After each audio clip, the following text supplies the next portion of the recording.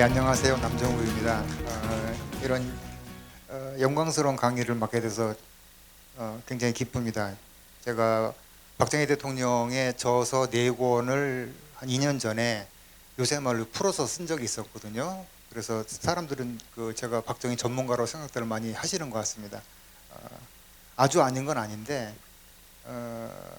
저보다 공부 많이 하신 분들도 많고 그런데도 저를 불러주셔서 대단히 감사드리고요. 다만 이런 건 좀 있습니다. 제가 박정희 대통령의 저작을 고쳐 쓰면서 한 권당 보통 한 100번씩 읽었거든요. 그때 나중에는 막 졸고 있는데도 박정희 대통령이 옆에서 이렇게 그 얘기를 갖다 이렇게 하는 그런 식의 느낌까지 받을 정도로 거의 빙의 상태로 지냈던 적이 있었기 때문에 이분이 얼마나 간절하게 대한민국이라는 나라를 발전시키고 싶었는가라는 부분들에 대해서는 오히려 그냥 텍스트로만 이해하는 것보다 훨씬 더 제가 강렬하게 그런 걸 받았던 기억이 납니다. 제가 제목을 주식회사 대한민국 연대기라고 했는데요. 주식회사 대한민국 하게 되면 아무래도 주주는 당연히 국민들이 되겠죠. 예, 국민들이 통째로 빈곤에서 벗어났던 그 기억이 바로 1960년부터 한 75년 정도까지 상징적으로 잡은 숫자인데 75년 전부터는 남한이 북한을 앞서기 시작을 했거든요. 아무런 자원도 없는 나라가 자원 부국에 가까운 북한을 앞서가면서 조금씩 또 75년까지 나름대로 싸웠던 이 경제 저력들이 이제 그때부터 발휘가 됐던 시기이기 때문에 주식회사 대한민국 연대라고 적어왔습니다. 잘 산다라고 말을 하면은 사람들이 이제 잘 이해를 못할 수가 있어요. 왜냐하면은 굉장히 추상적이죠. 잘 산다는 말 자체는. 예전에 이 산호맹 출신의 박노해가 그런 얘기를 했거든요. 지금은 어느 시골 농촌에 가도 안 입는 옷이 몇 벌씩 걸려 있다고 해요. 이게 뭐냐면은 당시에는 걸려 있을 옷이 없습니다. 옷이 딱 2개예요. 나가서 일할 때 입는 옷, 집에서 잘 때 입는 옷. 이렇게 입었거든요. 저는 그걸 약간 이제 그 비유를 다른 걸 들어가지고 신발을 얘기합니다. 신발. 지금 뭐 4인 가구도 할 경우에는 보통 집에 신발이 4켤레만 있을까요? 최소한 5배, 심한 경우는 10배 이런 경우도 많잖아요. 여름 신발, 겨울 신발, 러닝화, 테니스화, 골프화, 정장화, 캐주얼화, 정장 캐주얼 겸용, 입어서 그냥 산 신발 무지하게 많잖아요. 이거가 바로 잘 산다는 개념입니다. 무슨 얘기냐면 잘 산다는 거는 다른 재화를 소비한다 이렇게 이해를 하시면 되겠습니다. 그 전에 신발 하나로 다 때운 게 아니고 이제는 그 자신이 필요한 재화를 여러 개 나눠서 그것을 구매할 수 있는 그런 여력이 갖춰졌다 이렇게 생각이 됩니다.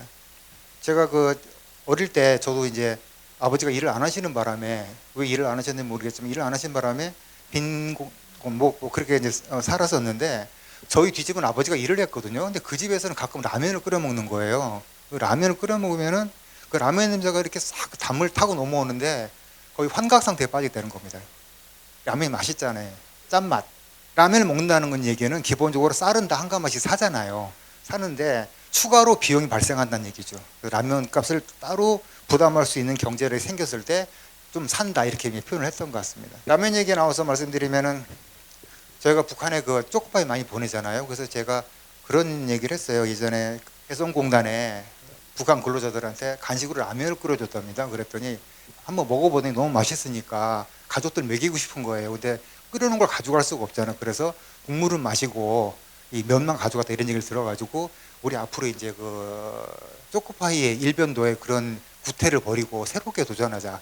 라면을 보내자. 그래서 실험도 해봤거든요. 초코파이 무게하고 라면 4분의 1로 잘라가지고 달아보니까 비슷하더라고요. 그래서 거기다가 스프도 4분의 1로 해가지고 보내게 되면은 아마 북한에서 그 라면 한번 먹게 되면은 상당히 그 중요한 그 사회적 이 변화가 생기지 않을까. 왜냐하면은 라면은 짜니까 단맛보다 짠맛이잖아요. 그래서 그런 생각도 해본 적이 있습니다. 전 국민이 아무런 걱정 안 하고 라면을 먹을 수 있는 나라. 이제는 라면을 먹으면 몸이 안 좋더라서 안 먹는 나라. 결국 이것도 결국은 다른 재화를 소비하는 거거든요. 그전에는 쌀만 먹다가 라면 먹다가 이제 라면을 안 먹습니다. 더 좋은 안 튀긴 라면 이런 걸 먹는 이런 식으로 이동해 가는 것이 잘 산다 개념이 되겠습니다. 그 잘 사는 대한민국 주식회사 대한민국을 끌고 온 박정희의 이야기를 하도록 하겠습니다. 박정희 대통령이 처음에 5.16 쿠데타를 하고 나서 제가 또 쿠데타로 가면은 그게 왜 쿠데타냐, 혁명이죠, 이런 분들 계시거든요. 근데 쿠데타에는 선하다 악하다 개념이 없습니다. 당연히 그냥 국가를 치면서 권력을 장악하면서 들어왔던 그런 행위를 말하는 거기 때문에 선악 개념은 없고요. 쿠데타를 한 다음이 문제지 하는 것 자체는, 대부분 다 그럼 쿠데타를 하지, 그럼 쿠데타 안 하고 나서 혁명하는 경우가 있습니까? 쿠데타 하고 나서 이 양반이 그런 얘기를 해요. 내가 막연하게 농민 아들로 태어나서 못 살 때는 막연하게 못 사는 줄 알았더니 이 쿠데타를 하고 나서 각종 서류를 갖다 보고 자료를 보고 나니까 우리나라가 생각보다 훨씬 더 많이 구체적으로 못 사는 거예요. 그래가지고 쿠데타를 괜히 했다. 집을 하나 샀는데 보니까 이게 폐가에다가 심지어 도둑까지 들은 그런 폐가를 인수를 했다. 이렇게 하면서 차라리 군으로 돌아갈까? 뭐 이건 아니지만 그런 생각을 살 정도로 대한민국이 엉망이었다는 거죠. 그래서 이제 목표를 세워야 돼서 잘 살아보자. 잘 살아보자 목표를 세웠습니다. 그래서 당시 인구가 3,800만이었다고 하는데 3,800만 인구가 일치 단계에서 수출은 100억 달러를 해보자. 소득도 1,000달러를 올려보자. 뭐 이렇게 얘기를 하고 그 이후로는 5년마다 국민 총생산을 배정해 가자. 2배로 늘리자 이렇게 얘기를 했는데 요대로 설명한 게 아닙니다. 박정희의 직업이 4가지인데 첫 번째는 교사였고요. 두 번째는 군인이었고 세 번째는 혁명가. 혁명가로 산 시기는 사실 얼마 안 됩니다. 그 이후로 대부분 경영자로 살았죠. 그러다 보니까 설명을 갖다 잘해요. 교사다 보니까. 심지어는 5.16 때에도 방송국을 점령한 다음에 그냥 아나운서한테 이제 5.16이 혁명이 뭐 공약이 있으니까 읽어 하는 게 아니고 앉혀놓고 설명을 해줘요. 이 첫 번째 건 이런 얘기고 두 번째 건 이런 얘기고 세 번째는 이 설명하는 게 가르치려고 하는 게 되게 강한 분이었거든요. 그 다음 또 이분이 장점이 뭐냐면은 그 비주얼이 되는 그런 언어를 구사합니다. 지구상에 있는 물 중에서 우리가 먹을 수 있는 물은 2%밖에 안 됩니다. 하게 되면 머릿속에 감이 안 오거든요. 그런데 이걸 비주얼, 영상 언어로 바꿔서 말하게 되면은 지구상에 있는 물을 1리터라고 할 때 우리가 마실 수 있는 물은 커피 스푼 한 분량밖에 안 됩니다. 이렇게 말하게 되면 금방 알아듣거든요. 이런 식으로 설명을 해줍니다. 더구나 그 당시에 아직까지도 문명률이 꽤 높은 시기고 그래가지고 이런 식의 복잡한 수출을 100달러 해보자 뭐 이런 얘기를 하게 되면 대부분 못 알아듣거든요. 그래서 머릿속에서 지도를 그리게 합니다. 지도를 그리게 하고 지금 우리 여기 목포에서부터 서울로 올라가야 되는데 1차 5개년 계획을 끝낸 요 시기는 우리가 지금 여기서는 익산까지 온 거. 예전 이름은 이리였죠. 이리에서 기차가 폭발하는 바람에 재수없다고 그래가지고 익산으로 바꾼 걸로 아는데 익산까지 간 거고 2차 5개년 계획이 되는 요때부터 5년 지나게 되면 우리가 천안에 가게 될 것이다. 3차 5개년 계획이 끝나게 되면 그때는 한강을 넘어서 서울에 도착하게 된다. 이렇게 얘기를 해주면은 쉽게 이해가 되지 않습니까? 이런 식으로 설명을 갖다가 했다는 겁니다. 목표를 세워서 사람들에게 이 길로 한번 가보자 라고 얘기를 했다는 거죠. 이게 박정희 리더십의 첫 번째, 목표를 세운다. 두 번째는 이겁니다. 사람을 어차피 이제 일은 사람이 하는 거니까 사람을 찾아라 이렇게 됐는데 관록보다는 의욕과 능력, 경력보다는 창의와 실천력 위주. 근데 관록보다 의욕과 능력 이렇게 하는데 이건 사실 말 바꿔도 같은 말이거든요. 의욕보다는 관록. 그래도 사실 그 말이 그 말이에요. 중요한 거는 이게 아니고 박정희라는 인물이 한번 자기가 제대로 검증을 한 인물이다 싶게 되면은 일을 오래 맡깁니다.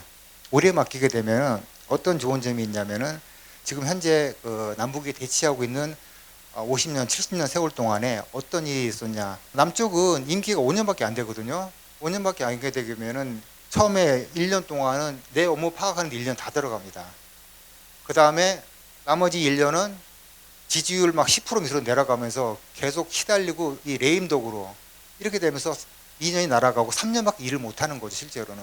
근데 만약에 같은 이념을 공유하는 정당이 아니고 또 다른 이념을 공유하는 정당이 들어서게 되면은 그때 했던 건 또 없어버립니다.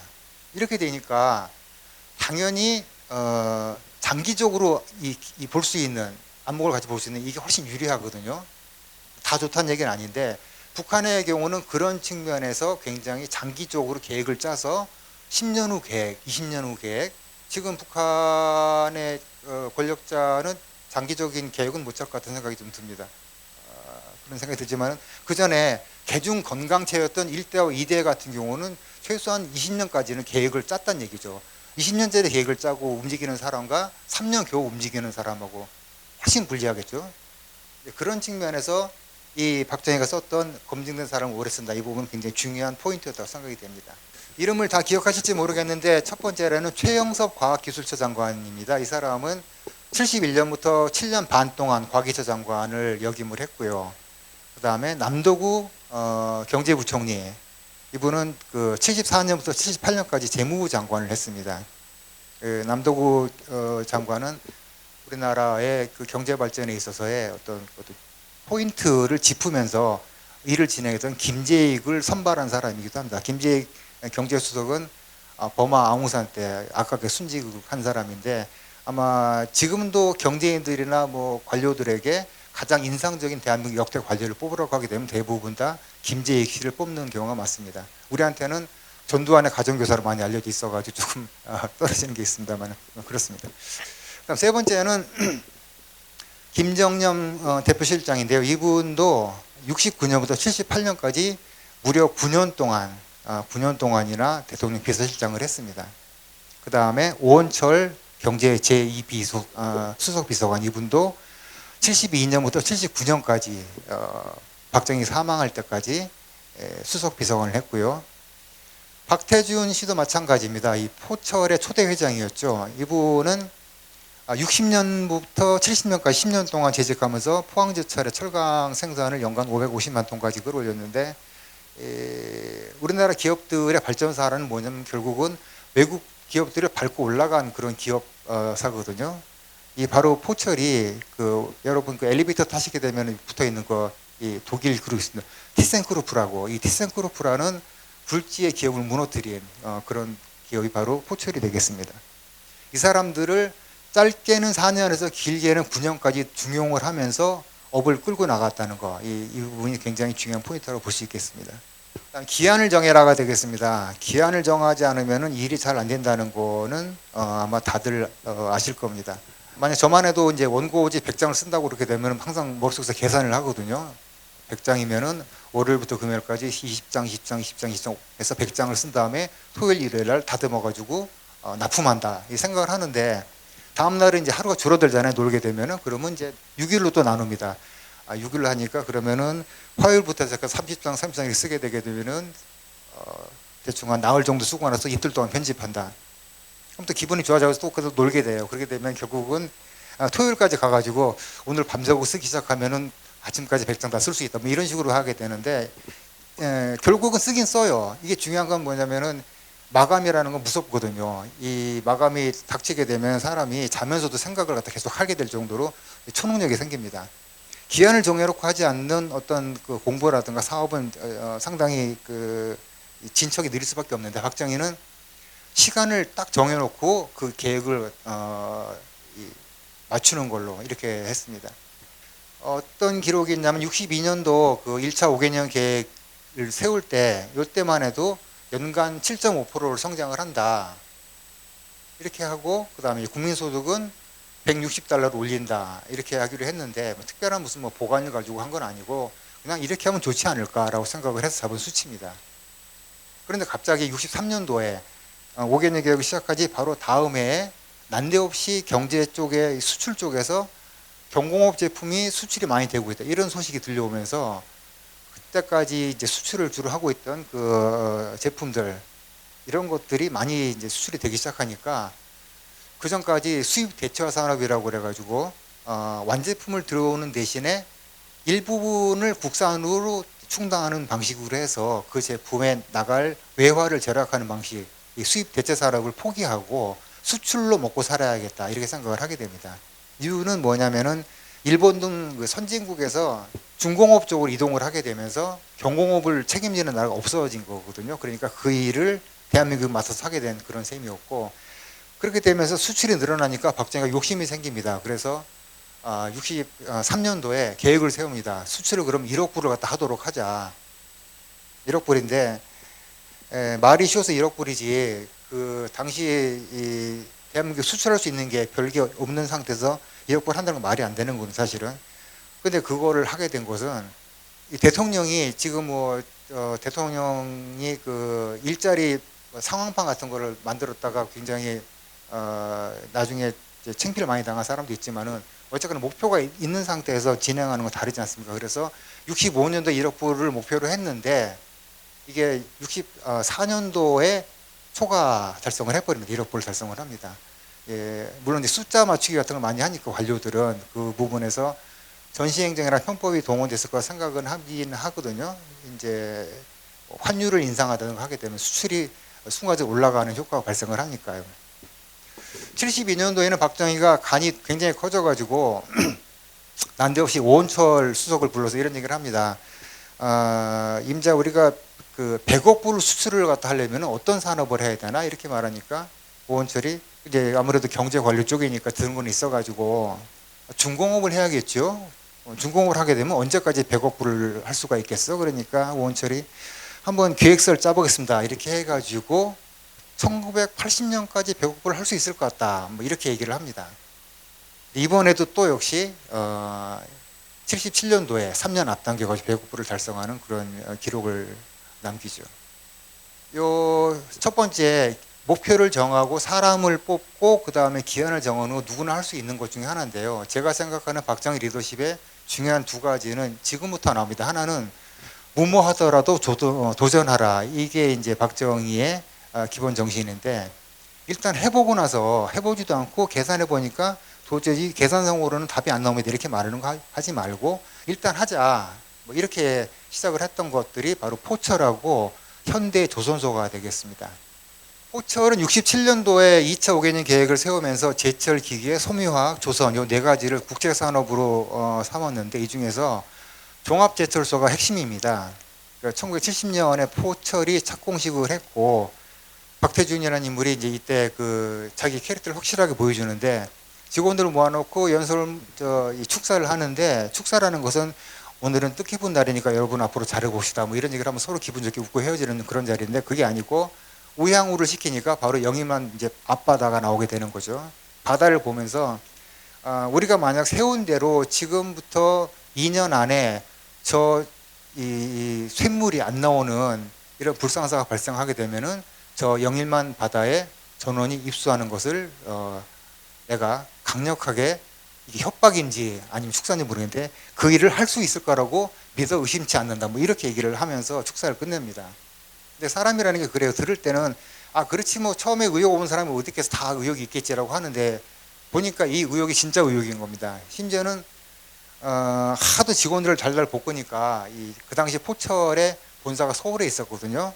서울에 있는데 이 서울에 있는 본사에 박태준이 며칠이라도 올라가게 되면 숨을 돌리니까 이 직원들이 가능하면 박태준 회장이 포철 본사에 가서 오래 계시기를 간절히 바랬더니 포철 본사를 포항으로 끌고 내려오셔가지고 안 올라가죠. 이런 일을 갖다가 하시기도 했습니다. 그 뒤로 벌어진 일은 뭐냐면은 1년에 365일 그 중에서 쉬는 날이 겨우 사흘밖에 주어지지 않은 정도의 강도 높은 노동을 했다는 거죠. 지금 기준으로 보게 되면은 이거는 뭐 근로기준법 위반이 아니고 인권에 해당하는 이런 인권을 침해하는 그런 식의 방식으로 포철을 운영을 했다는 얘기가 되겠습니다. 그렇게 해서 이제 10년 동안 잘 키워서 아까 말씀드린 대로 연간 550만 톤. 550만 톤이라고 그러면 여러분한테는 5,500만 톤이라고 하든 55만 톤이면 와닿질 않잖아요. 결국 그 철강이 티센크루프라고 하는 독일 최고의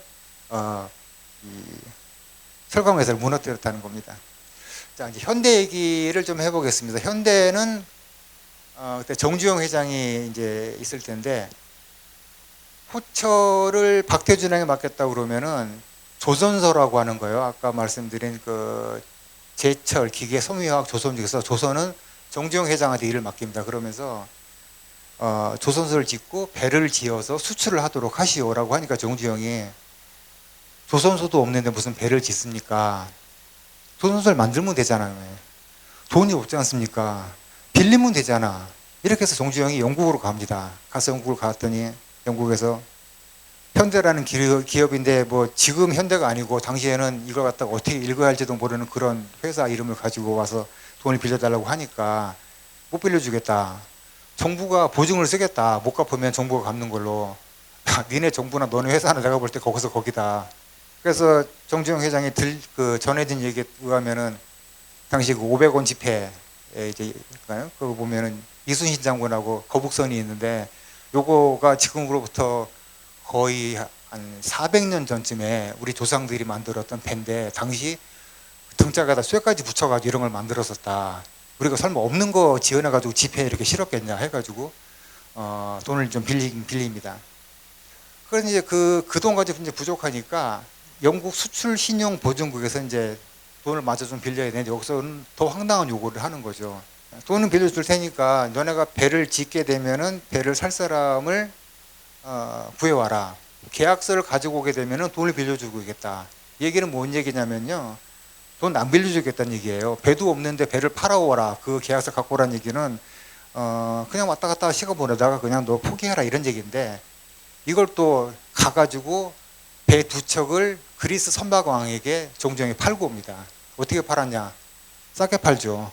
그래서 15%씩 싸게 팔아가지고 배 지을 돈을 배 판 돈 그 돈을 가지고 와서 영국에서 빌려온 돈하고 합쳐가지고 뭐 이렇게 조선소를 만들고 그로부터 2년 후에 배를 만들어서 납품을 하는 그런 일이 이제 실제로 벌어지게 되는 겁니다. 당시에 이제 우리나라가 제일 잘하던 게 돈 빌리는 거였던 것 같은데 얼마나 외국에서 차관을 잘 끌어오느냐 이런 거가 아주 어떻게 보면은 사업을 끌고 가는 사람들이 가장 중요한 것 중에 하나였는데 정주영은 영국으로 보내놓고 박정희는 서독으로 갑니다. 나는 여기서 빌리겠음. 그래서 서독에 가서 이제 리프케 대통령도 만나고 에르하르트 총리를 만나는데 실무는 이제 에르하르트 총리하고 하니까요. 가서 얘기를 합니다. 솔직히 우리가 지금 독일에 무슨 여러 가지 산업 시설이라든가 이런 걸 보러 왔다고 지금 핑계는 됐는데 내 솔직한 목표는 돈 빌리는 거다. 지금도 우리 국민들의 절반은 굶주리고 있고 나머지 절반도 좀 있으면 굶주리게 된다. 이런 상태에서 내가 대통령인데 어떻게 할 수 없어 여기까지 왔으니까 돈 좀 빌려도 라고 얘기를 한 거죠.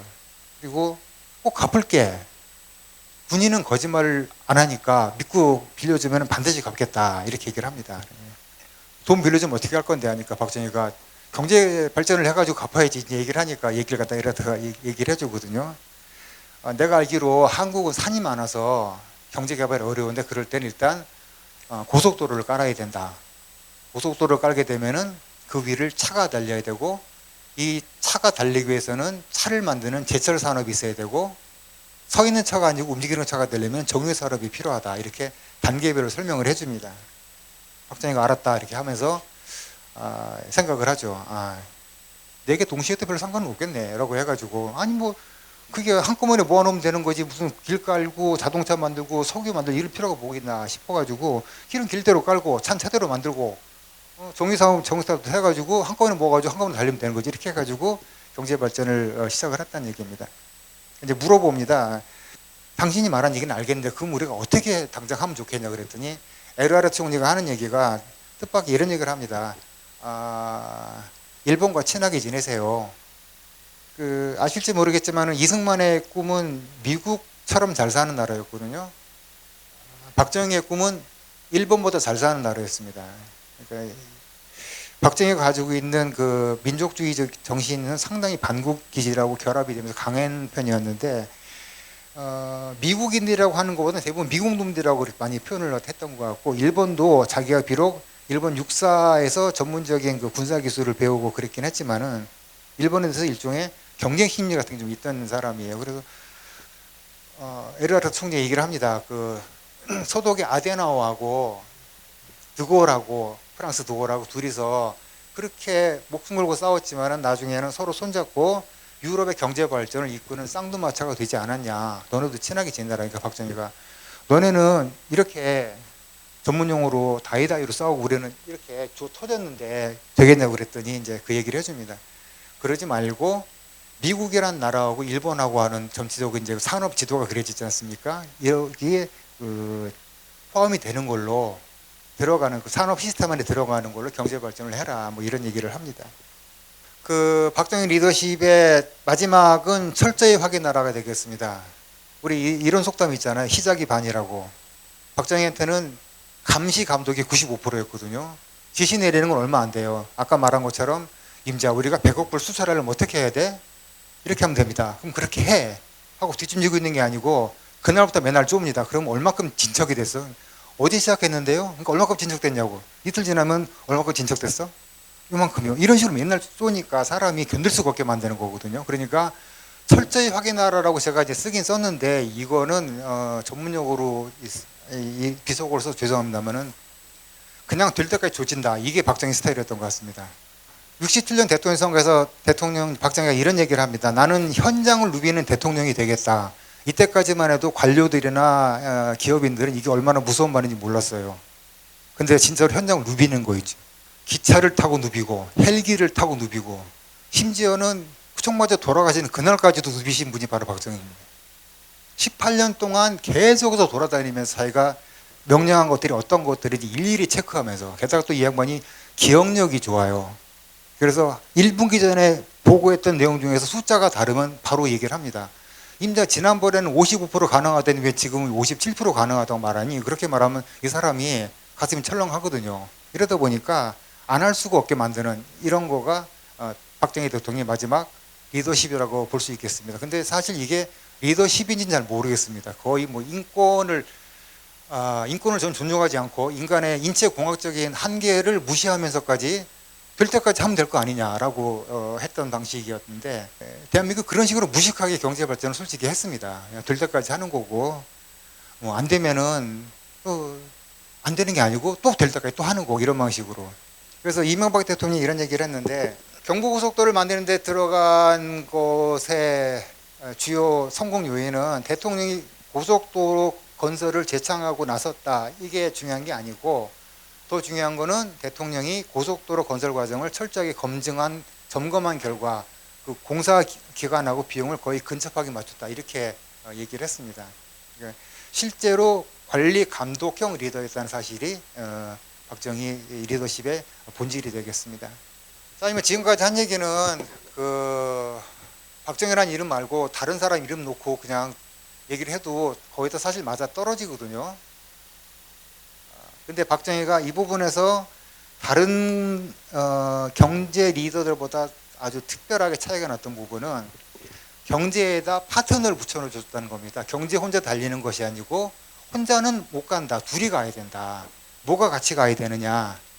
믿어지지 않지만은 문화가 같이 가지 않으면은 경제 발전이라는 것은 계속 지속 가능하지도 않고 동력도 떨어질 뿐만 아니라 결국은 오랫동안 문화가 받쳐주지 않은 경제라는 것은 사상 누각에 불과하고 어떻게 보면은 졸부 같은 느낌의 경제 발전밖에 못한다. 우리가 자부심을 가지고 배를 만드는 거하고 그냥 무조건 배 만들어서 파는 거하고는 다르다. 이런 측면에서 문화가 중요하다. 이런 얘기를 했다는 겁니다.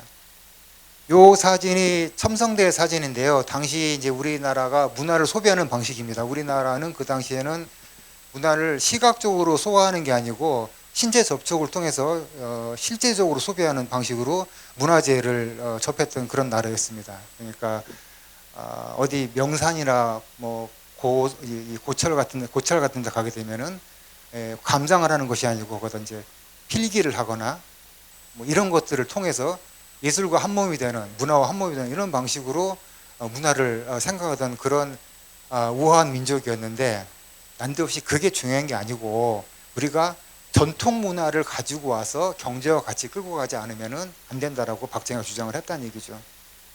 여기는 이제 약간의 박정희가 가지고 있는 예술적인 캐릭터가 중요하게 작동을 합니다.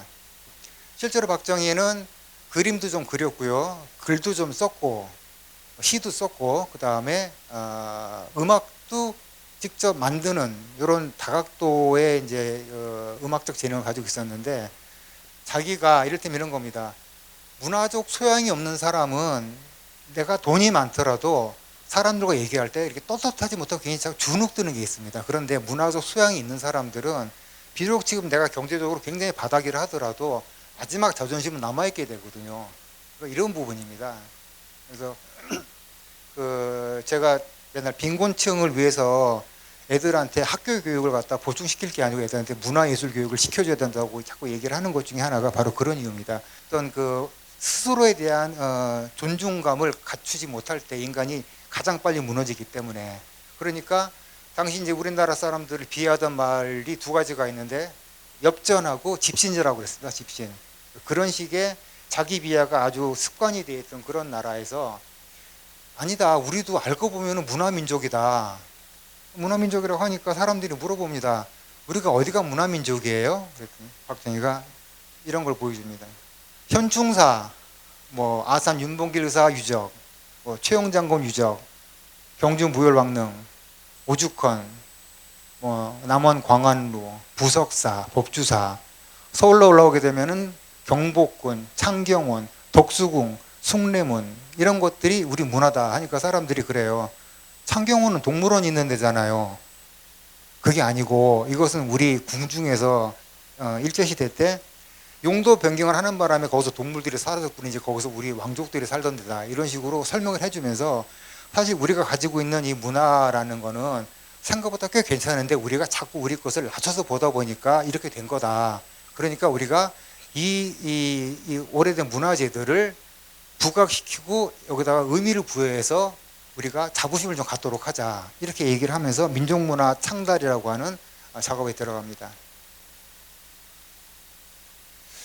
그 부분에서 이제 박정희가 이런 걸 하거든요. 68년도 연두 기자회견에서 제2경제라는 설명을 합니다. 박정희가 일종의 카피라이터 기질이 있어가지고 말을 되게 잘 만들거든요. 그래서 어느 해에 그 표가 올해는 일하는 해 이렇게 표를 잡으면은 그 다음에는 이렇게 잡습니다. 올해는 더 일하는 해 이런 식으로 약간의 언어적인 변화를 줌으로써 카피라이터의 역할을 했는데 그 머리로도 자기가 생각하고 있는 경제와 같이 가야 되는 이 문화에 대한 이걸 명칭을 못 붙이는 거예요. 이걸 뭐라고 붙여야 되느냐. 그래서 억지로 찾아낸 말이 제2경제입니다. 제가 한번 천천히 읽어볼 텐데요. 본인이 일단 그 얘기를 합니다. 제2경제란 말은 지금까지 우리가 사용하던 학술적 용어도 아니고 듣보잡이라는 얘기죠. 어떤 학문적인 그런 개념도 아닙니다. 근거가 없다는 얘기죠. 내가 생각해낸 단어인데 그러니까 내 발명품이다. 이것이 부적당하다면 적당한 말로 고쳐도 무방하다고 생각합니다. 니네가 되겠냐 뭐 이런 거죠. 다만 그 뜻은 우리가 경제를 건설하는 데 있어서 눈에 보이는 외형적인 물질적인 면에 대해서만 우리가 노력하면 안 된다. 동시에 정신적인 자세가 올바라야지 경제 건설과 근대화도 효과적으로 촉진되지 않겠느냐 이런 취지다. 종전 우리가 말하던 뭐 증산이라든가 수출, 건설 이런 것들은 눈에 보인다. 이것을 제1경제라고 한다면은 지금 내가 말하고 있는 이 눈에 보이지 않는 정신적인 면이라든가 또 우리의 마음가짐 이런 것들이 우리 국민이 근대화를 하는 데 있어서 철학적 바탕이 되는 기초가 되기 때문에 이것을 눈에 보이고 가시적인 제1경제에 대비해서 제2경제로 부를 수 있지 않겠느냐라고 얘기를 합니다. 지금 그로부터 60년 가까이 지나가지고 들으니까 무슨 말인지 알겠는데 당시에는 아마 잘 못 알아듣을 것 같아요. 결국 이럴 때는 직접 보여줘야 됩니다. 그래서 박정희는 이제 문화 작업을 하는데 요걸 보면은 얼마나 박정희가 문화에 대해서 이제 그 높이 평가를 했는가 알 수가 있습니다. 1961년도 12월 27일 날 문화재 보호법이 통과가 됩니다. 61년 12월 27일이면은 쿠데타 일으킨 지 얼마 되지도 않았거든요. 민생고 해결한다고 하더니 갑자기 문화재를 보호하겠다고 하니까 사람들이 황당하죠. 이만큼 박정희 머릿속에는 문화가 같이 가지 않는 경제란 불가능하다라는 생각이 딱 박혀 있었던 얘기입니다. 보호법이 이렇게 됩니다. 제2조 문화재 정의를 보게 되면은 본법에서 문화재를 하면 다음에 계기하는 것을 말한다. 다음에 해당하는 것을 말한다. 1. 건조물 2.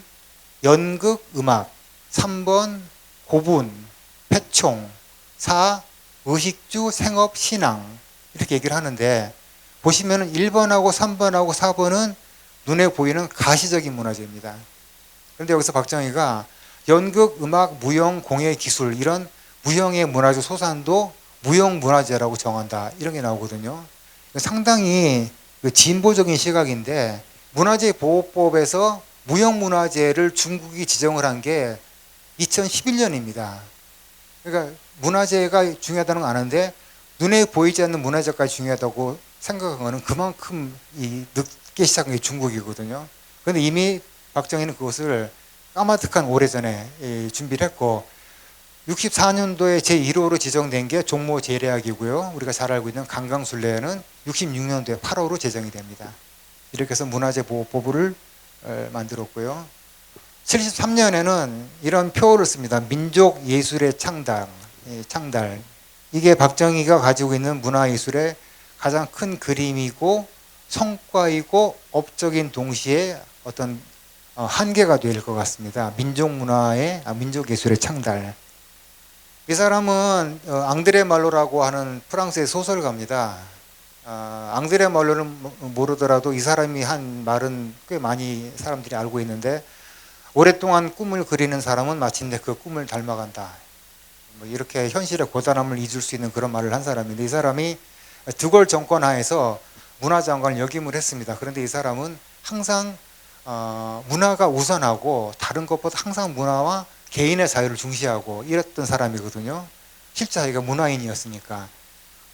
이 문화와 박정희가 생각하는 문화는 조금 달랐습니다. 박정희는 어떻게 보면은 문화를 이용하는 거죠. 문화와 같이 가는, 경제와 같이 가는 파트너로서의 문화를 얘기했고, 박정희가 계속해서 이렇게 문화를 밀어붙일 수 있었던 그 원동력 중에 하나가 본인이 실제 약간 문화인이었기 때문에 가능했던 요소도 저는 있다고 생각을 합니다.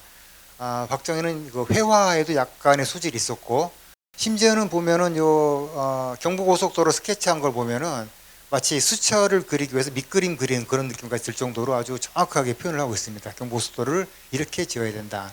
그러니까 대충 뭐 선 몇 개 그어놓고 나서 이 선은 이거라고 칩시다 이렇게 말하는 게 아니고, 정확하게 사람들이 보면은 누구나 알 수 있게 그림을 그릴 정도 실력이 됐다는 얘기죠. 제가 개인적으로 가장 높이 평가하는 박정희의 예술적인 재능은 음악적 재능입니다. 음악적 재능은 제가 아까 설명을 드렸는지 모르겠는데, 박정희가 포병장교 출신이라고 그랬잖아요. 포병장교는 숫자 계산이 제일 첫 번째입니다. 내가 날린 폭탄이 적의 머리에 맞느냐, 적의 뒤로 날아가느냐 계산하는 게 숫자 계산인데, 숫자하고 음악은 통하거든요. 수하고 음이 같습니다. 뭐 몇도 화음 뭐 이런 것들 얘기를 많이 나오는데, 이게 결국 숫자로 가능한 거여가지고 설명드리긴 조금 어렵지만은, 미술적인 재능이 있는 친구는 건축도 이해를 되게 빨리 하거든요. 만약에 숫자적인 재능이 있다고 하게 되면 이 사람은 음악적으로 빨리 음악을 이해하는 것도 가능하다고 생각을 합니다. 직접 작곡을 했어요. 실력도 꽤 괜찮은 편이어가지고 우리가 지금 알고 있는 거가 이제 두 곡이 이제 전해져 오죠. 나의 조국이란 노래하고 그다음에 새마을 노래, 이렇게 두 개를 합니다.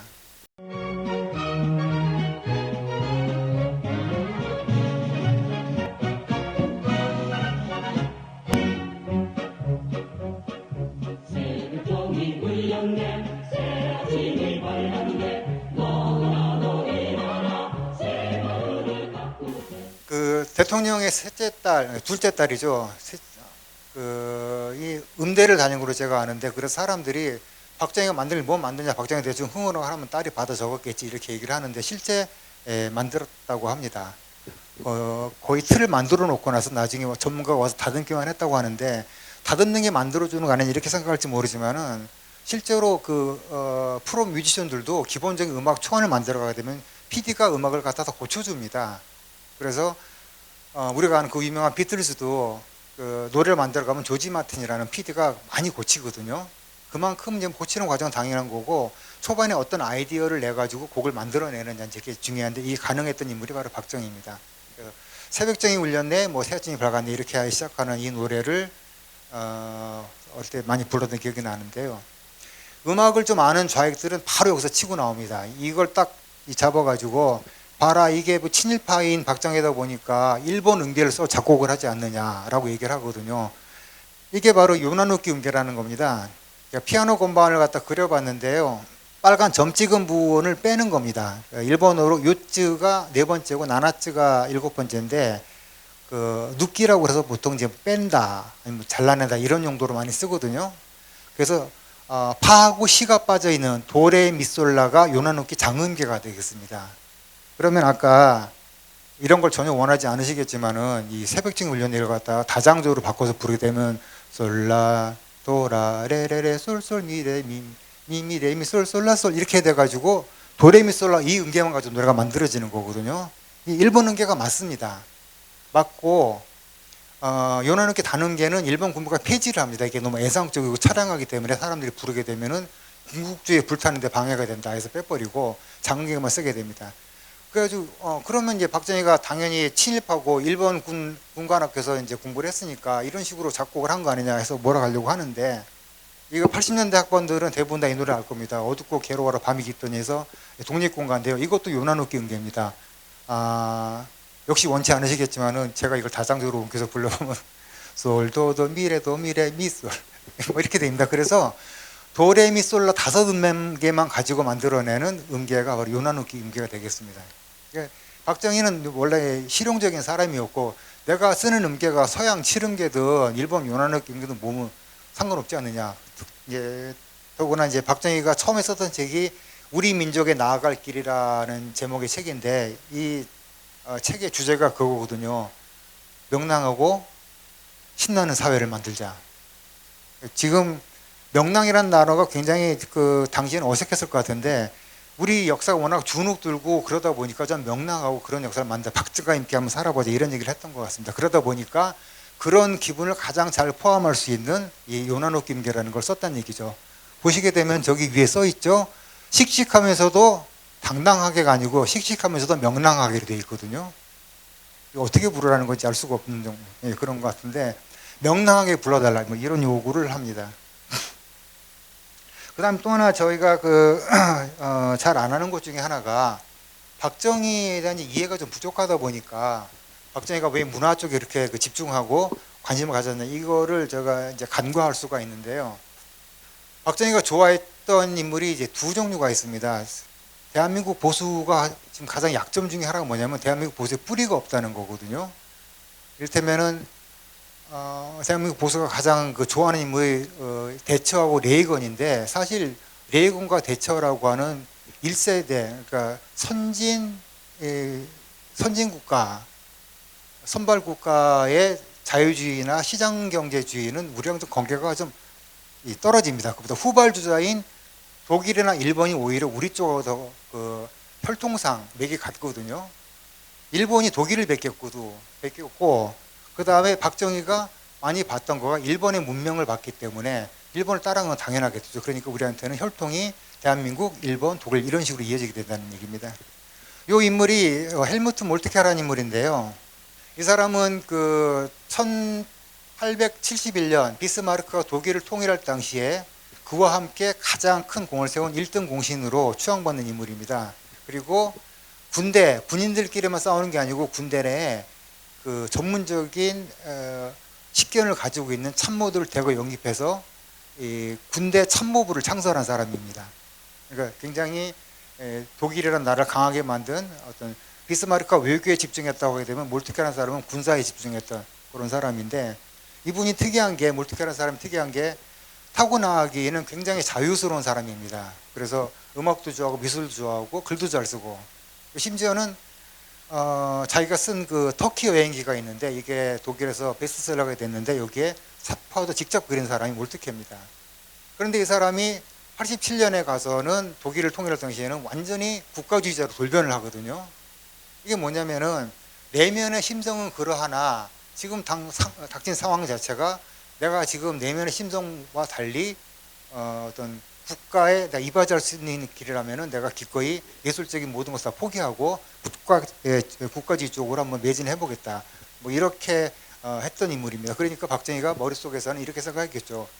나하고 유사성이 있는 인물이라고 생각을 했던 겁니다. 이 사람 박정희도 보면은 사실은 그 스타일이 술 마시는 거 좋아하고 음악 좋아하고 미술 좋아하고, 만약에 좋은 시대에 태어났으면 그냥 한량 같은 거 했을 사람이지 정치 이런 거 했을 사람이 아닌 스타일이거든요. 그러다 보니까 동일시하게 되는 거죠. 몰트케라는 인물하고. 그래서 박정희 실제 연설을 많이 연설 보다 보면은 이 몰트케라는 인물이 많이 등장을 합니다. 당시에 아무도 몰트케를 모를 당시에.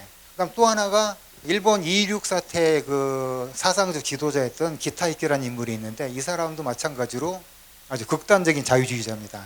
근데 자유주의인데 약간 좌경화된 이 사람도 타고나긴 리버럴인데, 그 당시에 일본이 처한 국가적 상황이 내가 리버럴적인 이런 건 하고 있을 때 아니다 싶어가지고 내셔널리스트가 된 그런 인물이 되겠습니다. 이런 부분들을 알아야지 우리가 박정희 정신세계를 지배하고 있는 것들이 어떤 그림들인가 알 수 있을 것 같은데 너무 연구가 안 돼 있다 보니까 좀 아쉽다는 생각이 들고요. 그다음 또 하나가 이 만철이라고 하는 겁니다. 1937년도에 그 만주산업개발 5개년 계획, 어디서 많이 들어본 이름이죠. 5개년 계획을 하면서 만주철도 주식회사 조사부를 두뇌 집단으로 하고 우수한 관료들을 손발로 삼아서 관동군 참모부가 통제 전권을 쥐고 추진했던 것이 바로 이 만주산업개발 5개년 계획이 되겠는데요. 이때도 전체 다 통제하는 건 아니고 뭐 군사와 관련이 적은 섬유라든가 자파 같은 거 좀 자율적으로 내버려두도록 합니다. 이때 그 계획의 중심이 철강업인데요. 이것도 보게 되면은 박정희가 왜 이렇게 철강업에 집요하게 매달렸는지 알 수 있는 대목이기도 하거든요. 우리 5개년과 같고.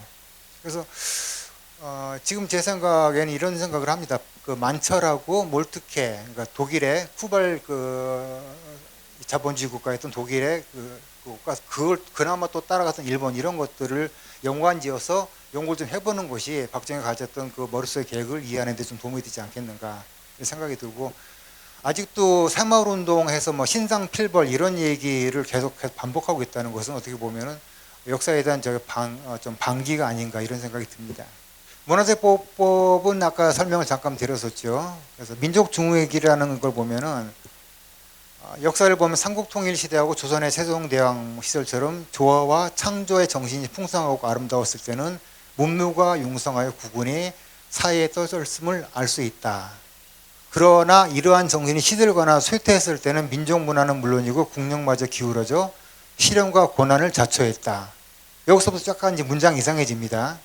구한 말에 쇄국 정책만 하더라도 외래 문물을 무조건 배척한 나머지 결국 우리 것도 지키지 못하고 남에게 이속되고 마는 역설적인 결과를 가져왔다. 이렇게 말하면서 문화를 굉장히 중요하게 생각했던 박정희가 이런 얘기를 합니다. 한민족의 생존을 위해서는 정치적인 독립도 중요하지만은 그에 못지않게 문화의 자주성, 지속성도 필요하다. 민족 문화에 대한 자부심을 가지고 이를 발전시켜야 할 사명감이 부족하다면 자기 민족에 대한 좌절감과 허탈감에 결국은 정치적인 독립의 유지마저 불가능해지기 때문이다. 이렇게 얘기를 합니다. 약간 경계의 목소리가 등장을 하는 건데요. 자기가 경제 파트너로 문화를 부흥시킨 것까지는 괜찮았어요. 그런데 이게 아이러니한 필연인데 원래 미국에서는 이승만한테 대학교 많이 짓지 말라고 그랬거든요. 그 많은 대학교 졸업한 인력들이 사회로 나왔을 때 이 졸업한 이 인력들을 사회 산업 구조가 받아들일 수 있는 구조가 안 되게 되면 이 사람들은 사회 불만 세력이 된다. 그런데 이승만은 무슨 소리냐, 교육만이 살 길이다. 학교 무작위셨잖아요. 그래서 결국은 사회국을 때려맞게 되는, 이렇게 되는 거하고 똑같습니다. 박정희가 좀 잘 살아보자 해가지고 열심히 중산층을 만들었더니 그 중산층이 아까 말씀드렸죠. 그 잘 산다는 것은 다른 재화를 소비한다는 거. 이제는 먹고 사는 게 중요한 게 아니고 우리도 민주주의 한번 제대로 한번 해보자. 이런 식으로 욕구가 높아진다는 얘기죠, 단계가. 이러면서 자연스럽게 박정희에 대한 반발 심리들이 생기기 시작을 합니다. 이렇게 되면은 이게 제 기억으로는 명동 같은데요. 코스모스 백화점을 기억을 합니다. 복장을 보면은 굉장히 자유스러워진 복장이거든요. 이 슬슬 박정희하고 문화와 충돌하는데 이들이 바로 제일 앞에 섰던 사람들입니다. 이 사람들이 바로 베이비 부머입니다. 전쟁이 끝나면 남자들이 들어오죠. 남자들이 집으로 돌아오죠. 남자들이 집으로 돌아오면은 애가 태어나죠. 이때부터 한 10년 정도 나온 세대를 베이비 부머라고 하는데 우리나라도 다르지 않습니다. 이 세대는 전쟁의 경험이 없고 궁핍한 것을 완전히 털어보지 못했더라도 빈곤한 일상을 지내진 않거든요. 벌써 옷을 보게 되면 저게 밥을 굽는 사람들 옷차림은 아니지 않습니까? 이 세대가 박정희하고 정면으로 충돌을 하기 시작을 합니다. 이게 이제 그 패션에 있어서 이 어떤 계급 간이 갈등이 생길 때 보여주는 가장 대표적인 사례를 많이 쓰는 건데요. 왼쪽은 우리가 옛날 그 고전 영화를 보게 되면 등장하는 이 귀족들 바지입니다. 항상 보면 반바지를 입고 있죠. 퀼로트라고 하는데 이 귀족들의 반발에서 등장했던 노동자 소상공인, 그러니까 뿌띠부르자들이 주로 입었던 바지는 긴 바지입니다. 그래서 쌍퀼로트라고 해서 서로 간에 복장을 가지고 서로 차별을 시킨 거죠. 이 김세현이라는 가수가 부른 길가에 앉아서라는 노래입니다. 근데 이 노래는 굉장히 경쾌하고 그냥 흥겨운 뭐 그런 노래로 이해하기 쉬운데 저는 이게 굉장히 충격적이고 공포스러운 노래라고 생각을 합니다. 가사가 보게 되면은 길가에 앉아서 얼굴 마주 보며 일하기도 바빠 죽겠는데 올해는 일하는 이고 내년은 더 일하는 해였는데 난데없이 길가에 앉아가지고 얼굴을 마주보고 있는 세대가 등장을 한 거예요. 어이가 없는 거죠. 지들도 알아요. 길가를 지나다니는 사람들이 나 싫어한다는 거. 그래서 보면은 지나가는 사람들 우리를 쳐다보네. 그러거나 말거나 우린 계속 길가에 앉아 있겠다 이거죠. 우린 놀고 싶다 이거예요. 쉽게 말하면. 이게 놀고 싶은 사람들이 단체로 모여서 충돌을 벌인 사건을 영화로 만든 게 바로 이 고고 70입니다. 머리들이 길죠. 놀고 싶어서 환장한 청춘들의 이제 얘기인데 그 여자들은 미니스커트를 단속했다면 남자들은 머리 긴 장발을 단속을 했습니다. 미국의 히피 문화가 국내로 유입되는 것을 경계하는 측면에서 그랬다고 하는데 이런 얘기가 도움이 되는지 모르겠는데 박정희가 제일 싫어했던 게 머리 긴 남자였습니다. 근데 머리 긴 남자가 자기 책을 요새 말로 바꿔 쓰고 이런 걸 하고 있으니까 이것이야말로 아이러니가 아닌가 생각이 듭니다. 자, 고고 70. 박정희 대 베이비부모 대 박정희의 1라운드 공이 이제 울리는 순간인데 초반에는 엄청나게 두드려 맞습니다. 박정희한테. 아까 말씀드린 무슨 뭐 통기타, 청바지 다 때려 맞았죠. 그 다음에 노래 약간 삐딱하면은 금지곡 만들어 버리죠. 근데 이제 우리는 단순하게 그런 사회 현상만 볼 게 아니고 그 시기에 그 청년 문화가 어떤 것이었는지 좀 정확하게 파악을 할 필요가 있습니다. 그게 이제 셋으로 분화가 됩니다. 분류가 되는데 첫 번째는 자유주의 청년 문화입니다. 자유주의 청년 문화하고 두 번째는 대학생 문화, 그 다음에 세 번째는 저학력 인농 출신 청년 문화, 농촌에서 올라온 청년들 문화 이렇게 셋으로 나눠집니다. 자유주의 청년 문화와 대학생 문화는 뭐가 다르냐? 대학생 문화는 자유주의 청년 문화, 그러니까 미국 서유럽의 이런 스타일을 모방하는 이런 이 문화를 굉장히 혐오하고 불쾌하게 생각을 합니다. 그래서 비판 정신이 결여되어 있는 아주 천박한 소비 문화다 이런 식으로 하면서 자유주의 청년 문화를 멀리하거나 이제 이렇게 되는데 그때만 해도 운동권이 주류가 아니었기 때문에 자유주의 청년 문화도 자기 공간이 있었습니다. 그러니까 언제까지냐면은 대략적으로 한 80년대 아주 초반 정도까지, 그러니까 대학생들이 대학 가요제에 나가는 것이 하나도 안 공포스러울 때 80한 3년 정도 4년 정도 되게 되면은 대학까지 나간다는 것은 대학생의 본분을 지금 파쇼 이 정권을 타도해도 부족한 판에 대학까지 나간다는 것은 반동적인 사고다 이런 식으로까지 시류가 흘러가게 되거든요. 그 전까지 운동권이 장악하기 대학을 완전히 장악하기 전까지는 자유주의 청년 문화가 있었다는 얘기죠. 바로 그게 이제 세시봉입니다. 이 친구들. 영화 보신 분들은 이제 알겠지만은 윤영주하고 송창식이 두 사람과 그리고 같이 활동을 처음 시작했지만은 앨범은 같이 모인 비운의 베이스, 실제 그 인물이 있습니다. 그 베이스 보컬 이야기를 다룬 작품이고 마지막에는 대마초로 해서 이제 그 파국이 나는 이런 영화였죠. 이게 바로 자유주의 청년 문화입니다. 이 사람들의 특징은 뭐냐? 팝송을 부릅니다. 대학생 문화는 이렇게 됩니다. 팝송 안 부릅니다. 민요 부릅니다. 창 부르고 이런 거 하면서 완전히 달라지는 거죠. 저기 보면은 이제 그 한국 포크 음악의 아주 큰 이제 어떤 분기점이 된 김민기라는 인물도 등장을 하고요. 제일 밑에는 옆에는 이제 한대수라는 가수인데 당시에는 어떻게든지 앨범 자켓을 이쁘고 잘생기게 찍어야 된다는 강박증 내지는 통념이 있었는데 저런 얼굴로 앨범을 내면서 기성세대한테 나 싫지 이런 식으로 도발적인 이제 앨범 자켓이었거든요. 바로 이런 것들이 전통 예술에 기반을 둔 대학생 문화하고 포크는 포크이되 반전, 그 다음에 반독재 쪽에 서 있는 이런 문화들이 합쳐져서 이게 만들어지게 됩니다. 그다음 세 번째가 이제 잘 아는 남진 나오나로 대표되는 이제 인농 출신 저항적 청년 문화가 되겠습니다.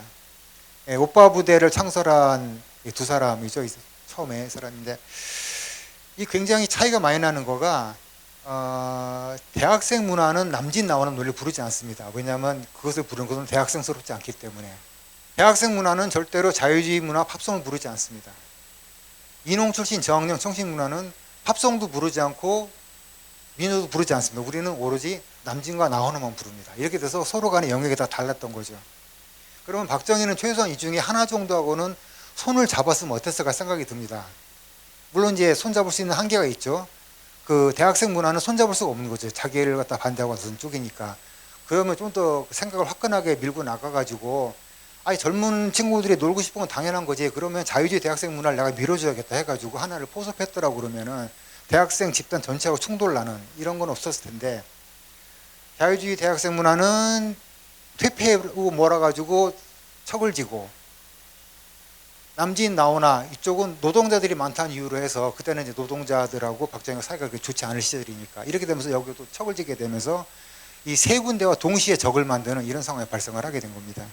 그러다 보니까 결과적으로 대학생 문화가 이 승리를 거두면서 자유주의 청년 문화는 싹을 이제 싹 피우려던 싹 자체가 없어져 버렸고, 인홍 출신의 저학년 문화도 이 대학생 문화와 합쳐지게 됩니다. 왜냐하면 대학생 문화가 노동 현장으로 파고들면서 남진과 나훈아도 좋지만은 우리 민요는 더 좋아라고 하면서 그때부터 이런 의식화된 노래도 부르기 시작을 하거든요. 이렇게 되면서 청년 문화 자체가 완전히 좌경화 쪽으로 이제 흘러가게 되는 거죠. 대한민국만 그랬냐면 그런 게 아니고요. 68년도를 기점으로 해서 서유럽에서 학생운동이 좌경화로 되면서 전반적으로 다 퍼져나간 흐름 중에 하나고요. 역시 마찬가지로 그쪽 그 문화의 세례를 받고 왔던 사람들이 이쪽 문화 쪽에 이제 개입을 하게 되면서 박정희하고는 완전히 이제 등을 돌리게 되는 게 발생을 하는 거죠. 문화 대통령 박정희라고 제가 이제 얘기를 했습니다만은 성취하고 한계가 뚜렷한 그런 대통령이었죠. 예술적인 대통령인 것도 맞고 다 좋은데, 성취를 한다면은 국난 극복의 유적, 민족 사상 선현될 유적, 전통 문화를 발굴하는 이런 세 가지를 이제 대부분 다 했다고 하게 되면은 민족 예술의 창달, 이 부분이 박정희 예술에 있어서의 어떤 한계를 말해주는 게 아닌가 생각이 됩니다. 왜냐하면 예술 앞에는 아무런 단어가 붙을 수가 없기 때문이거든요. 예전에 뭐 적절한 비유인지 모르겠으나 노무현이 그런 얘기를 했거든요. 보수 앞에는 이런 보수 저런 보수 다 갖다 붙여놔도 결국 보수다라고 말한 것처럼, 본질이 있을 경우에 앞에 뭐가 붙게 되면은 그거는 그게 아니라는 반증이기도 합니다. 자유민주주의 앞에 무슨 단어를 붙이게 되면 자유민주주의가 아니라는 얘기하고 똑같은 그런 식이 되는 거거든요. 그래서 이게 박정희가 가지고 있던 한계점이었다는 것을 말씀드리고 싶습니다. 정리를 좀 해보자면은 경제개발의 파트너로 박정희는 문화가 중요하다는 사실을 이해를 했고, 그것을 몸으로 실제로 체감을 하는 사람이었고, 강력하게 드라이브를 걸어서 단순하게 경제발전만 하는 것이 아니고 제1경제, 제2경제 나누어서 이 두 개가 합쳐지면서 강력한 힘을 발휘한 건 사실인데, 모든 그 역사적인 단계에는 할 일이 끝나게 되면 퇴장을 하게 되는 게 이제 당연한 거겠죠. 그러다 보니까 자연스럽게 치고 올라온 이 베이비부모들 세대들하고 어떤 접점을 찾지 못한 상태에서 예술에도 통제를 가하게 되고 결국은 충돌이 난 끝에 이렇게 박정희의 그 문화 정책은 그 정도까지 하는 걸로 끝이 났다는 얘기입니다. 재밌는 건 이 부분입니다. 박정희가 만약에 전통 문화를 발전시키지 않았으면은 대학생 문화 하고 있는 이 친구들이 저 풍물이라든가 탈춤 같은 거를 배울 수 있는 기회가 없었던 겁니다. 이게 진짜 아이러니인데, 박정희가 아니었더라면 저 세대가 태어날 수가 없는 거죠, 쉽게 말하면은. 그러니까 마치 중산층을 만드는 바람에 민주주의를 하자는 욕구가 커졌던 것처럼 민족예술을 중흥하자고 해서 과거의 것들을 살려놨던 이걸 대학생들이 가져가가지고 자기를 치는 무기로 공격해왔다는 거, 이게 굉장히 아이러니한 일이면서도 역사라는 건 항상 그런 식으로 발전해가는 것이 아닌가, 뭐 이런 생각이 듭니다. 제가 약간 두서고 좀 그렇게 설명을 좀 드리긴 했는데, 일단 박정희가 했던 부분에 대해서 제가 존중할 부분과 그리고 비판할 부분을 명확히 해야 된다는 생각을 하고요.